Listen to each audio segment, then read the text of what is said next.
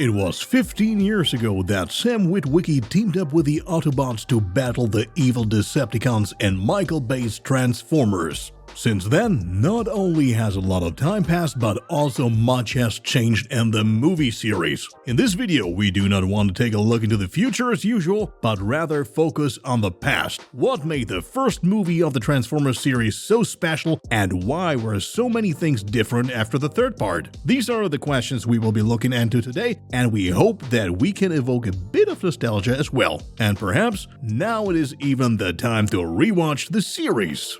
First, let's examine how the blockbuster series came to be in the first place. At the time, the decision to make a Transformers movie was not in the hands of a movie studio, but a toy manufacturer. So in the early 2000s, the Hasbro company thought about producing a movie for the G.I. Joe toy series. However, with the outbreak of the Iraq War, they decided not to and went for Hasbro's second most popular brand, the Transformers. The theme met with a widespread approval, and so in 2003, DreamWorks and Paramount began with the film's production. Due to the popularity of the brand, especially among children, Steven Spielberg was quickly hired as executive producer, while Michael Bay took over the directing. Actually, he had no interest in making a movie about children's toys. However, after Hasbro personally approached him and assured that he could also make the film accessible to an adult audience, he finally agreed. And so the team was complete. In March 2006, the first actor, namely Shia LaBeouf, was confirmed, and filming began that same year. Alongside Sony's Spider-Man series with Tobey Maguire, Transformers marked the big start of comic book adaptations in the 2000s, despite the fact that they didn't originate from Marvel, which as we know didn't really get going until 2008 with the release of Iron Man. Since Hasbro naturally wanted to turn a profit from their Transformers project, the producers had to work out the name and design of the Transformers well before filming began in order for the toy giant to go into pre-production. As a result, the movie ended up featuring Autobots and Decepticons, which never made an appearance in the Transformers comics. The experienced Star Wars crew at Industrial Light and Magic was tasked with bringing the robots to life on the computer. The Transformers were so detailed and complex that it took ILM's animators 38 hours to fit them into a single frame of the film. After Black Hawk Down and Hulk, Transformers was also just the third film in the 21st century to use footage from the US Air Force. The film was shot at the Holloman Air Force Base and the White Sands Missile Range. It was well worth it as the movie grossed more than $700 million, thus paving the way for the big franchise. In addition to stars like Shia LaBeouf, Megan Fox, and Josh Duhamel, Peter Cullen was cast as the voice actor for Optimus Prime. He had already dubbed the leader of the Autobots in the animated series from the 80s and 90s.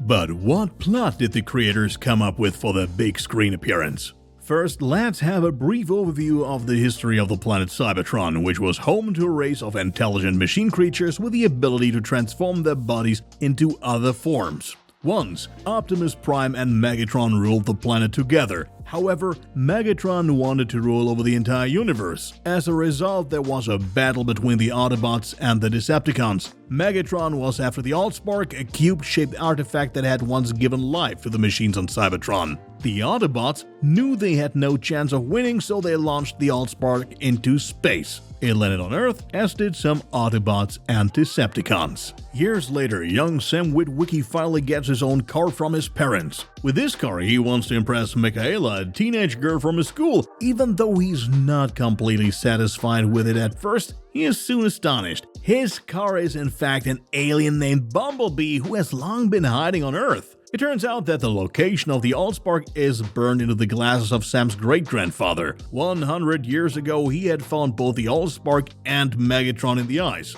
Bumblebee notifies his Autobot allies, but not only they learn of Sam's find, so do the Decepticons. Thus, a battle against the clock begins with Sam and his beloved Michaela at the center of it all. It becomes especially dangerous for everyone when Megatron awakens from his hibernation and the Decepticons present themselves to humans for the first time in millennia.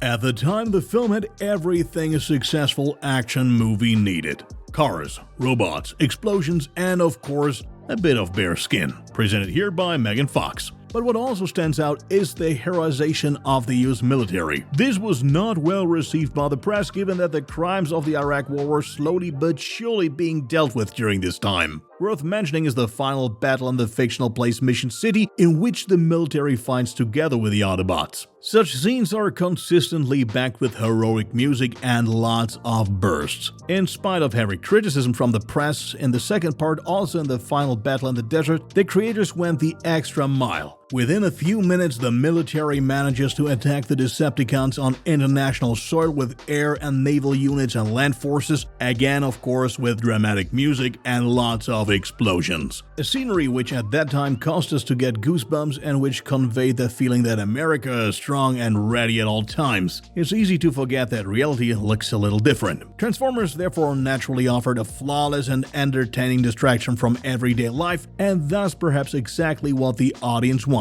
But the glorification of the military is not the only thing that will always be associated with the Transformers franchise.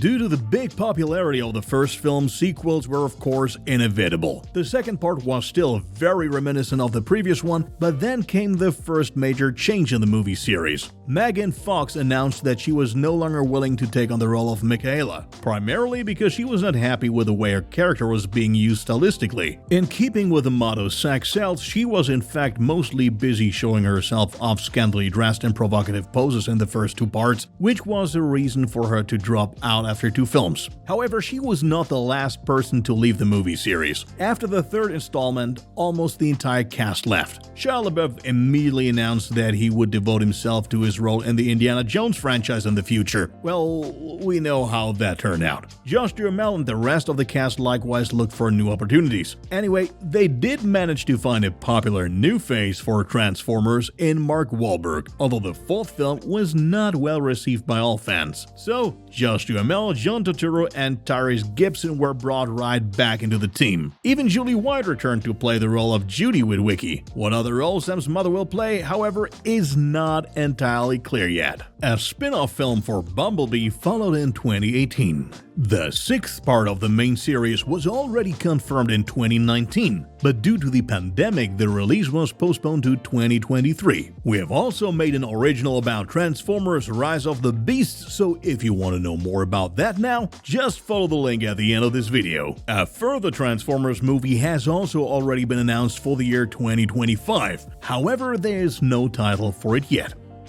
Well, that was everything regarding the Transformers movies. For many fans at the time, the first film was something that movie theaters had never witnessed before. Even before Marvel's and DC superheroes drew large crowds to the movies, Optimus Prime and his team were already protecting the world, thereby paving the way for all other comic book adaptations. Loud, colorful, and big, that was their motto. And despite all the criticism the series has received over the years, this promise was always kept. How do you view it? What are your thoughts on how the movie series has evolved? Are you looking forward to the sequel of the blockbuster series? And above all, what do the Transformers mean to you today? Are they just a fun childhood memory, or are they still the kind of entertainment a visit to the cinema needs? Let us know what your opinion is in the comments, and be sure to check out our videos solely on Transformers Rise of the Beasts. See you next time!